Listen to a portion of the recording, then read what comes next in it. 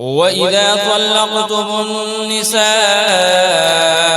فبلغن أجلهن فلا تعضلوهن أن ينكحن أزواجهن إذا تراضوا بينهم بالمعروف، ذلك يوعظ به من كان منكم يؤمن بالله واليوم الآخر، ذلكم أزكى لكم وأطهر، والله يعلم وأنتم لا تعلمون. والوالدات يرضعن أولادهن حولين كاملين لمن أراد أن يتم الرضاعة، وعلى المولود له رزقهن وكسوتهن بالمعروف، لا تكلف نفس إلا وسعها، لا تضار والدة بولدها ولا مولود له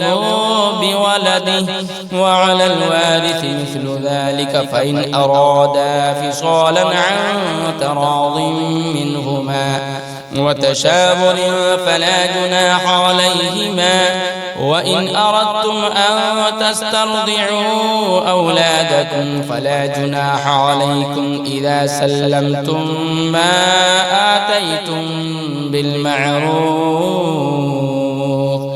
واتقوا الله واعلموا أن الله بما تعملون بصير.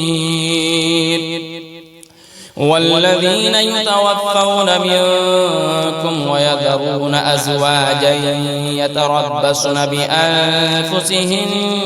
4 أشهر و10، فإذا بلغن أجلهن فلا جناح عليكم فيما فعلن في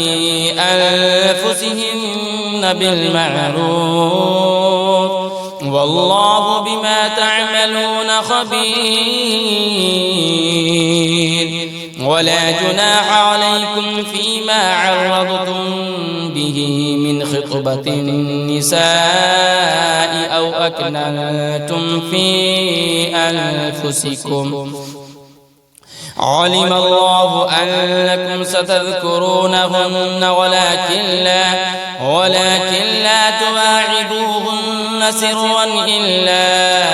أن تقولوا قولا معروفا، ولا تعزموا عقدة النكاح حتى يبلغ الكتاب أجله، واعلموا أن الله يعلم ما في أنفسكم فاحذروه،